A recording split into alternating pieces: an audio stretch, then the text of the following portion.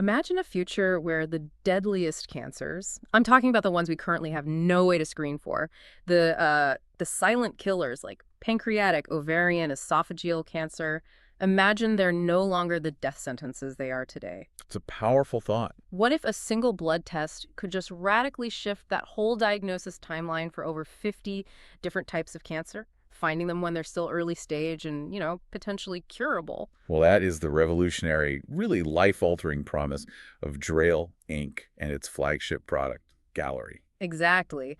And today we are doing a critical deep dive into GRAIL, ticker GRAL, a company whose name, well, it kind of hints at the sheer magnitude of its ambition. It does. But that ambition, it comes with an astronomical price tag and, frankly, even greater risk. We're talking about a $3.1 billion market cap company. Yeah, priced at $79.63 as of November 14th, 2025. And it's been called the ultimate binary investment. So the question we really have to answer for you is pretty simple. Is it the Holy Grail? Is this truly the holy grail of diagnostics built on this fortress of data and financial strength? Or is the market just pricing in a perfect future that the company might not be able to deliver? It's probably the highest risk, highest reward bet in modern biotech right now. And the entire outcome, I mean, all of it, it hangs on a critical deadline, a deadline that's looming in the first quarter of 2026. So our mission today is to extract the most important insights from all the sources, the fundamentals, the management history, those surprisingly complex financials, and of course, the risks. All of it. So you can understand exactly why this company is so compelling, so speculative, and why it's trading at such a massive premium today. That's our mission. Let's unpack this enormous stack of information. Let's do it. Part 1, Chapters 1 to 3, Business, Management, and Financials. Chapter 1, Business Understanding. Okay, so the investment thesis here, it really begins and ends with the technology. We absolutely have to understand what Galleri is doing under the hood because it's so much more sophisticated than a standard lab test. Right. Galleri is what's called a multi-cancer early detection test, or MCED, and it uses a liquid biopsy, which just means it requires a simple blood draw. But it's not like other blood tests that might just look for certain proteins or something. This test is diving deep into the very building blocks of life. It's analyzing what's known as circulating cell-free DNA. cfDNA. Exactly. When a tumor grows, cancer cells, they die and they shed these tiny fragments of their DNA right into the bloodstream. That's the cfDNA. Okay. But just looking for that shed DNA can be misleading. What really sets Galleri apart is its focus on epigenetics, specifically the DNA methylation patterns on that DNA. Methylation patterns. Okay, so think of that like a unique fingerprint or like an instruction manual left on the DNA molecule by the cancer cell itself. That's a perfect analogy. It's a fingerprint.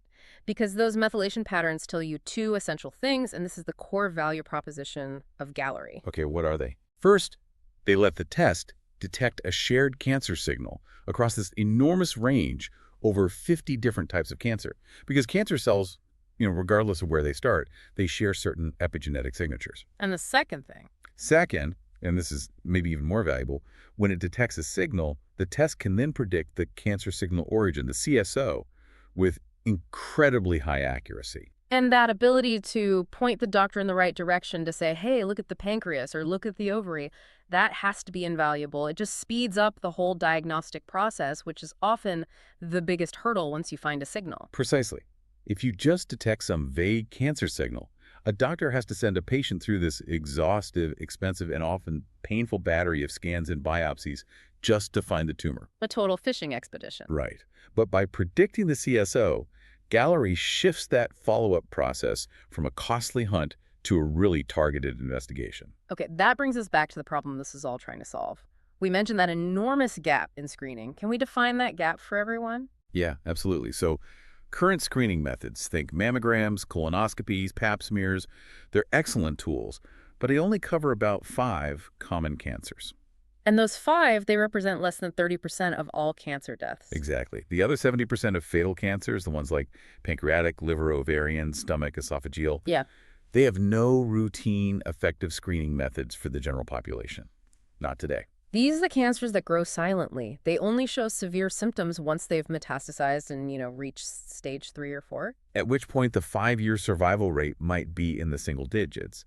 So Galleri's value proposition is filling that massive void, giving us a chance to detect these aggressive cancers at stage 1 or 2 when they're still localized and hopefully curable. Okay, so let's turn to the mechanics of the business itself. I mean, how can a company with a revolutionary product that still lacks full FDA approval actually generate revenue? What's happening operationally?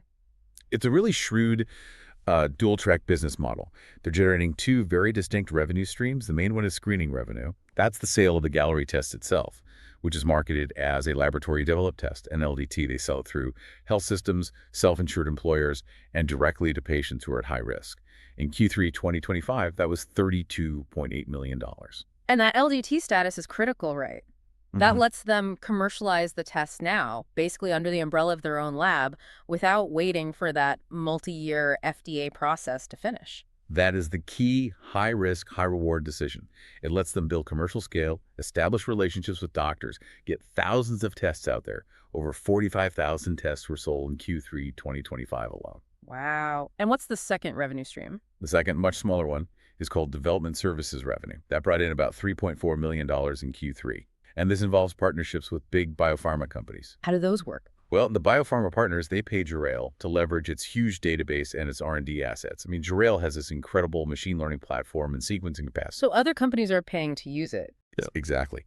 Biopharma companies are essentially paying to use those assets to accelerate their own drug discovery or monitor clinical trials. It's a really savvy use of their R&D infrastructure. The partners are basically subsidizing a small piece of GRAIL's immense R&D expenses. We established that the strategy is to sell now while also generating proof.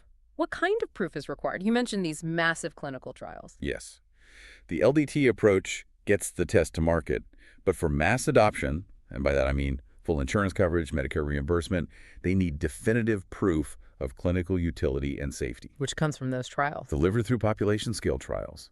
We're talking about the 140,000 participant NHS Galleri trial in the UK, which is key for showing the test works in a real-world setting, and studies like Pathfinder 2 here in the US. So it really is a strategic balancing act. You need sales to build momentum, but you need billions in clinical data to secure the future. It is the ultimate balancing act, and it's also the source of some of the ethical and credibility concerns we're going to dive into in the next chapter. But looking at the broader market, GR is riding these tremendous sector tailwinds. The general liquid biopsy market is projected to grow at nearly a 14% compound annual growth rate through 2034. And the specific MCED niche, the multi-cancer space, is growing even faster than that. Correct. Projected at a 16.5% CAGR through 2033. The market knows that MCED is a category killer. It's poised to revolutionize preventative medicine. So being a commercial first mover in a sector with 15+% compound growth, that's a massive advantage. That first mover status brings up the competition. How secure is Galleri's position against other big names in diagnostics like Guardant Health or Exact Sciences? This is a really critical point that you have to internalize. When you hear about Guardant's Shield test or Exact Sciences Cologuard, you were talking about single cancer tests. Right. They're mostly for colorectal cancer detection. Exactly. They are specialized tools. GRAIL is not trying to fight Cologuard for routine colon screening. They're creating a whole new category. Precisely. Galleri operates in the space where no screening exists today. It's the complementary test. It's designed to catch the other 70% of fetal cancers.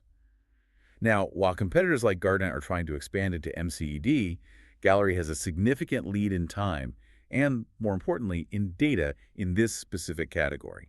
That lead brings us to the economic moat.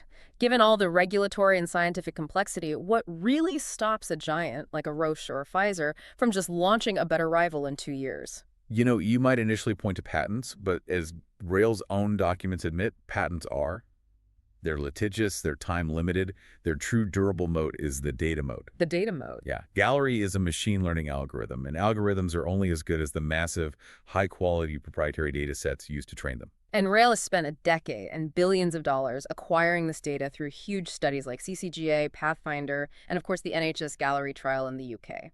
That's the key. This proprietary population-scale dataset mapping genomic methylation patterns across thousands of cancer patients and healthy controls, it's just not replicable in the short or even the medium term. Right. Think about what a competitor would need. They'd need the same billions of dollars, and critically, they would need 5 to 10 years to recruit the patients, track the outcomes, and collect the data. This time advantage is a much higher barrier to entry than any patent. And it creates a huge switching cost for health systems too, doesn't it? If a major hospital network integrates Galleri, trains its staff, relies on those results. Yes, that creates these soft switching costs that further entrench the brand. And as their test volumes go up, and we saw 39% year-over-year volume growth recently, they gain economies of scale. That drives down the per-test cost while at the same time enhancing the algorithm's performance with more real-world data. It's a virtuous cycle. So the technology and the business model are incredibly compelling, but I mean, none of it matters without regulatory success. What is the single greatest hurdle that's going to decide GRAIL's fate? The path to mass profitability, it runs directly through the regulators. The single greatest hurdle requires two simultaneous victories: full FDA pre-market approval, or PMA, Okay, that's one. and a favorable recommendation from the U.S. Preventive Services Task Force, the USPSTF. Explain why you need both. I mean, isn't FDA approval enough? So FDA PMA determines the safety and efficacy. It lets them market it broadly. But the USPSTF recommendation, that's the commercial key, because a favorable review is typically required for mandatory Medicare reimbursement. And without Medicare, which covers this huge growing portion of the high risk, screening-eligible population mass adoption and profitability are just impossible. Exactly. So what's the timeline for the event that triggers all of this? GRAL is compiling all the data from its massive trials right now, and they anticipate making that PMA submission to the FDA in the first quarter of 2026. That event and the regulatory decision that follows, that is the cliff that this entire $3.1 billion valuation is currently sprinting toward. Chapter 2, Management Evaluation. All right, so moving from the technology to the people who are managing all this immense risk. Management evaluation has to be critical here, especially with that FDA submission timeline. The CEO is Bob Ragusa. He took over in 2021. Yeah, and his resume, it presents a bit of a conflicting story. There's a real bull case and a bear case on his capabilities. It's a dual narrative. It really is. The bullish perspective, the one you hear from investors and specialist firms, sees him as the perfect commercial scaler. He has experience taking deep science and turning it into a high-volume business. He comes from big medical device companies like Accuray and, crucially, Illumina. So he's seen as the operator, the guy you need to move from a research company to a global commercial enterprise. That's the bull case. He's the operator. Yeah. But the counter-argument, the bear case, often focuses on his time at places like Illumina. It highlights concerns about historical operational failures or, inconsistencies in execution. And that's a big risk given the stakes here. It's a huge risk. Most importantly, since GRAIL's future hinges on a flawless FDA submission package, questions have been raised about his detailed, risk-averse focus on quality control. In biotech, a single data error, one lapse in quality control, can derail a massive FDA submission. So if he's perceived as prioritizing commercial speed over rigorous regulatory execution, that is a substantial threat. Let's talk more about that credibility factor, because it feels like the most significant non-financial risk the company has. The sources cite some really strong criticisms from the medical community about this whole commercialization strategy.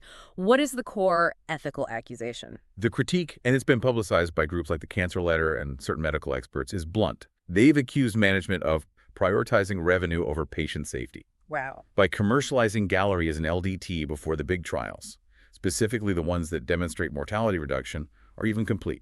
That is a serious charge. How is that justified? What's the argument? Critics argue that by selling the test early, management has a commercial incentive to, well, overstate the benefits while potentially downplaying the significant risks. And the inherent risk in any screening test is that trade-off between sensitivity catching the cancer and specificity, not generating false alarms. Exactly. Let's detail those risks for you. What's the real consequence of a false positive or a false negative in this context? A false positive means the test says cancer when there isn't any. That immediately triggers huge patient anxiety and leads to all these unnecessary, often highly invasive and costly follow-up procedures. Biopsies, CT scans, PET scans. Yeah, things that carry their own risks and costs. And a high rate of false positives could just erode physician trust and blow up the whole cost-effectiveness argument for reimbursement. Absolutely. And the risk of a false negative is, from a clinical perspective, even scarier. Right. A false negative provides this dangerous false reassurance. A patient might be told they're cancer-free, so they delay seeking treatment for some mild symptoms, and they miss that crucial early window for a cure. Which is why the medical community demands mortality reduction data. The studies so far, they've focused on detection accuracy, but they haven't yet definitively shown a reduction in cancer mortality in the people being screened. And that mortality reduction proof, that is the non-negotiable standard for the USPSTF and for Medicare. It's what they need to justify mass coverage. So it shows the complexity here. It's not enough to have great detection technology. You have to prove that using it actually makes people live longer. And management is walking a very, very thin line in the meantime. That's the tightrope they are on. If this narrative of compromised credibility gains too much traction, it could absolutely delay or deny that essential payer coverage, even if the FDA grants technical approval. Okay, turning to capital allocation. Where's their money going, and what strategic decisions have they made recently to manage all this risk? The capital allocation is laser-focused on the core mission, R&D for the clinical trials, and commercialization to build out the sales infrastructure. They're also investing strategically in their future geographic reach. We saw this with that major collaboration in October 2025 with Samsung. That's going to help launch Galleri in key Asian markets, leveraging Samsung's enormous regional health network. And we know the crucial news is about their cash runway. I mean, historically, this company has burned hundreds of millions a year. So that financial de-risking event, we have to highlight that again. It was a complete game changer. For a company so reliant on a future binary event, removing solvency risk is everything. Their historical cash position only gave them a runway into 2028. Not very long. Not long at all. But in October 2025, they secured two key injections, a successful $325 million private placement of equity and an additional $110 million equity investment from their strategic partner, Samsung. Pushing the total cash pile up dramatically. Yes, to over $850 million in cash and cash equivalents. And this allowed management in November 2025 to update their guidance. They confidently stated they now have a cash runway that extends into 2030. This is maybe the most fundamental update for any potential investor. Okay, let's pause there for a second. That detail is huge. But if they were burning $600 million a year, historically, like we established, how confident can we really be in their new restructuring plan? Is it really effective enough to stretch $850 million all the way to 2030? That implies cutting the burn rate by almost half. That is precisely the skeptical question we have to ask. The new guidance is founded on that second factor, the brand new Q3 2025 restructuring plan.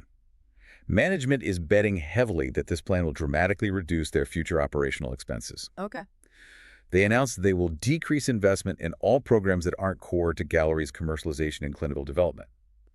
Now, while we have to take their guidance at face value for this deep dive, you, as an investor, should monitor future quarterly reports very closely to see if this promised burn reduction is actually happening. But the cash cushion itself provides a pretty substantial safety net. It does. It ensures they are funded well past that Q1 2026 cliff. Yeah. So the immediate threat of needing to raise capital under duress is off the table. So the investor can just focus on the regulatory risk, knowing the lights won't turn off in 2028. Absolutely. And as for other financial metrics, buybacks, dividends, return on invested capital, they're all irrelevant right now. The only capital metric that matters for a company at this stage is the cash runway, and they've successfully extended it. Chapter 3, Financial Health. All right, let's lay the financial groundwork before we get to the core profitability paradox. GRAIL's market capitalization is $3.10 billion, based on that $79.63 share price. And the revenue trajectory, as you'd expect, is the classic hockey stick, growing from basically zero in 2020 to $125.6 million in 2024. Correct. The trailing 12-month revenue is now $141.8 million. They are accelerating commercial momentum, but it's really important to remember that these revenue figures are still tiny compared to a $3.1 billion valuation. And that sets the stage for the crucial accounting detail, the gross margin paradox. Because if you just look at the headline JAP numbers, the company looks like it's bleeding cash on every single test it sells. It looks structurally insolvent. I mean, the reported GAAP figures for Q3 2025 showed a gross loss of negative $13.7 million.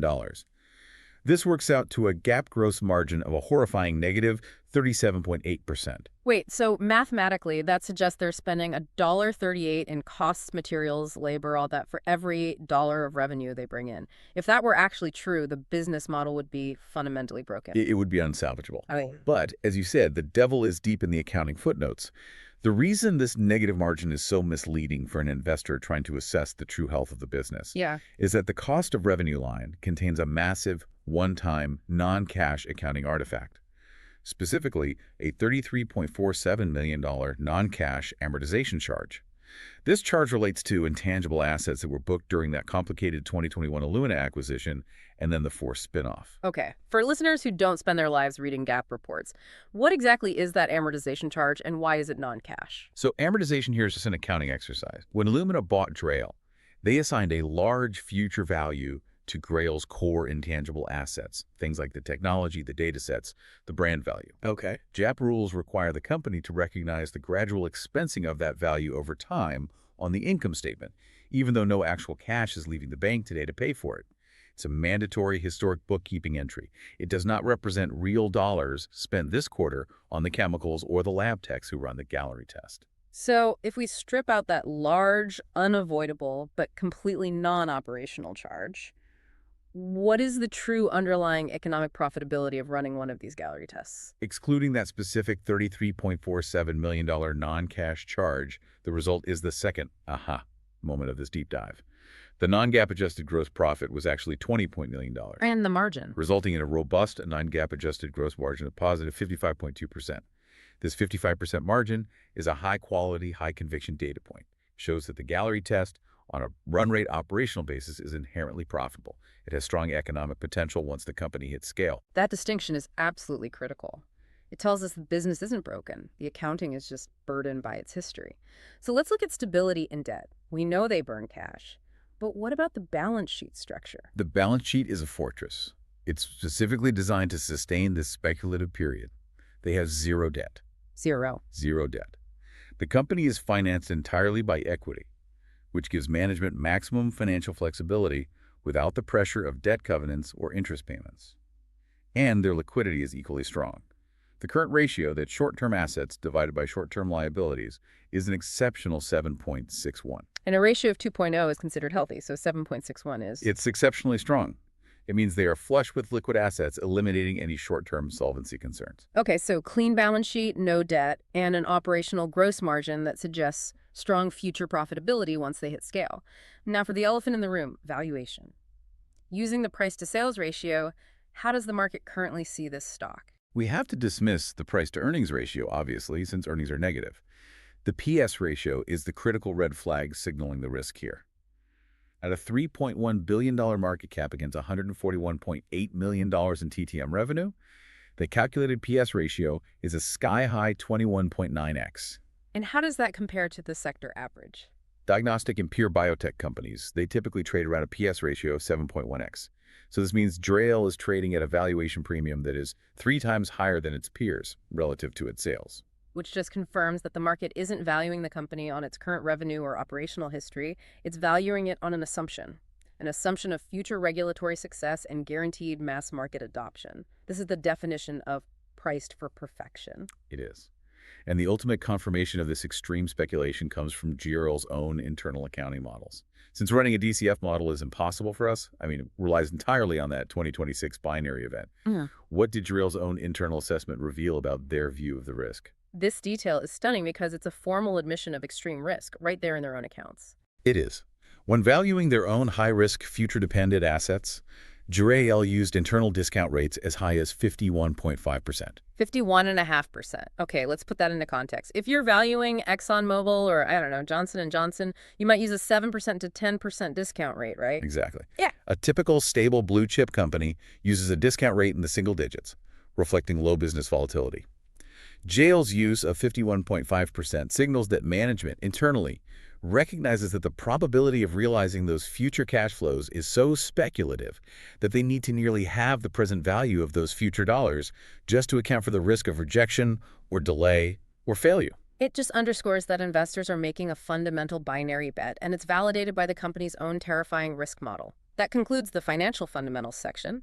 We've covered the revolutionary tech, the complex management dynamics, and the surprisingly sound operational economics hidden beneath the gap figures. And before we move into the second half, which focuses on market sentiment and risks, if you are finding this level of meticulous detail and analysis helpful in cutting through the noise, please take a moment to like and subscribe to Stock Analytics AI. We really do pride ourselves on extracting these critical insights from complex source material for you. And for those who need instant access to this depth of research across hundreds of companies, we have you covered. For $4.99 a month, you get 500-plus deep dive videos on all S&P 500 stocks, with NASDAQ 100 coming next, plus members-only requested deep dives. Thank you. We now move into the crucial second half of our deep dive. Part 2, Chapters 4 to 7, Market Sentiment, Ownership, Risk, and Final Conclusion. Chapter 4, Market Sentiment. Okay, so we established that GRAIL is trading at this lofty $79.63, reflecting some extreme bullishness. Let's look at the analysts, the professionals on Wall Street, and see what they think of that price today. And what we see is a major analyst disconnect. The consensus rating on GRAIL is buy, which suggests an overall bullish belief in the technology's long-term potential. But the price targets that underpin those ratings tell a completely different story. The consensus price targets range from $56.50 to $68.33. Which are significantly below the current trading price of $79.63. So the analysts are saying buy the company but sell the stock because they project an immediate downside of, 15 to 22% from where it is now? That's a textbook paradox. It is. It implies that the recent momentum rally has just been so violent and so rapid that the formal, fundamentally grounded analyst models haven't been able to update their targets fast enough. The buy rating is a nod to the fact that if regulatory success happens, the stock will be worth much more than $79. But they're acknowledging that at $79, the stock is currently overbought based on current fundamentals and short-term volatility. So what exactly has been fueling this powerful rally? What pushed the price so far past fundamental metrics? It's been a trifecta of positive news flow that created a perfect storm for momentum traders. First, there was the clinical validation. Strong performance and safety data came out of the Pathfinder 2 study, presented at the ESMO Congress in October. That reinforced confidence in the data package they're taking to the FDA. Okay, that's one. Second, the financial de-risking we just covered. Those successful capital raises extending the cash runway to 2030, which virtually removed the solvency tail risk. And the third driver was purely commercial. Correct. Commercial momentum. The Q3 2025 earnings report showed powerful commercial uptake, with Galleri test volumes growing 39% year over year. So when you combine strong clinical data, financial stability, and commercial acceleration, you get the conditions for a major rally. And that rally was turbocharged by technical factors, specifically the high level of short interest in the stock. Yes, GRAIL has historically been a popular short target because of the sheer financial and regulatory risk. Short interest is very high at 15.4% of the public float. Wow, that is high. Yeah, with a days-to-cover ratio of 4 to 5 days. This means a substantial chunk of capital is betting on failure. And when those three pieces of positive news hit, those short sellers were essentially forced to liquidate their positions. Precisely. A high short interest combined with a flood of unexpected good news creates the classic short squeeze dynamic. The short sellers are forced to buy back shares at a loss to close their positions, which creates this massive artificial demand that drives the price violently higher. And often wildly disconnects it from immediate fundamentals. Exactly.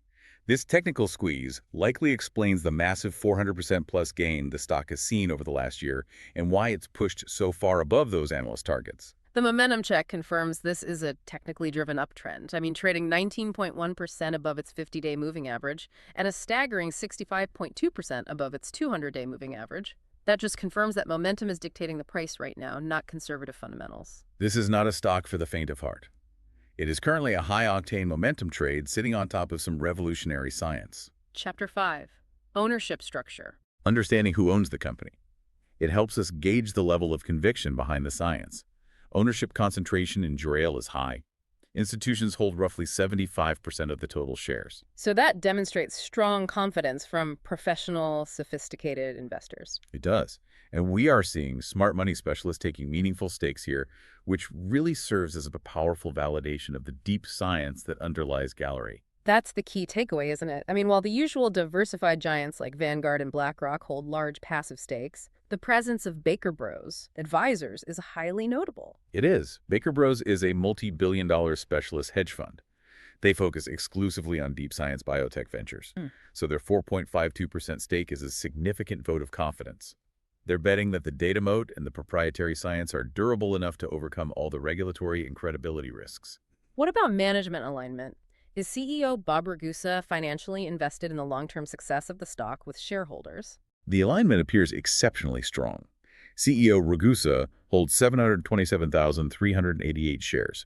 That's a personal stake valued at about $54.9 million at current prices. So his financial incentives are perfectly aligned with shareholder returns. Absolutely. Now, we did note a very minor routine sell-off recently, less than 1% of his total holdings, but it was insignificant and not seen as a lack of confidence.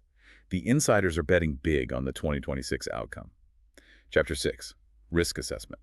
All right, so to synthesize all these complicated factors, the science, the financials, the market dynamics, we need to present a balanced view.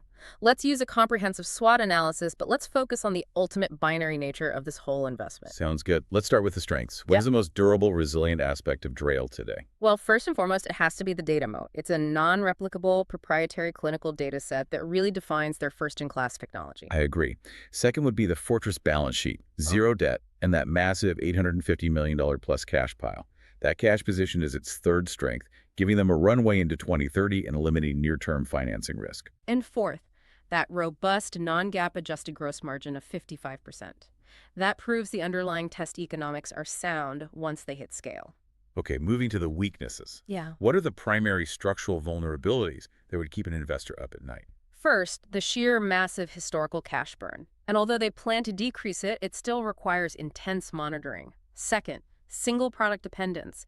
The whole company sinks or swims entirely on Galleri's fate. And third, which is critical, the management credibility and ethical concerns that have been cited by the medical community about the commercialization timing. Right. And fourth, that critical gap in the evidence, the lack of demonstrated mortality reduction yet, which is the gold standard for Medicare coverage. Okay, what about the potential for massive upside? The opportunities that might justify that 21.9x PS valuation? The opportunities are all linked to the regulatory system. The ultimate catalyst is the Q1 2026 FDA PMA submission.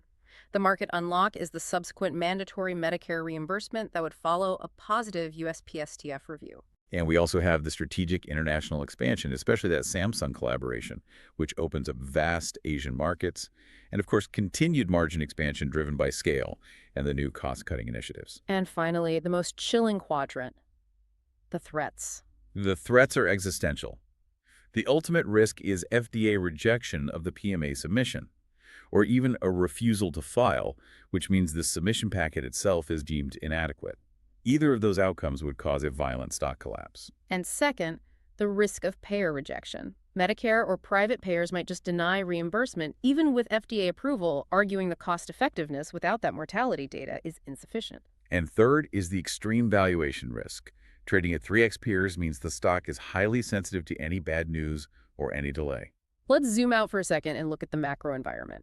How do high interest rates specifically threaten a speculative growth company like GRAIL? High interest rates, they function as a structural vice grip on the valuation.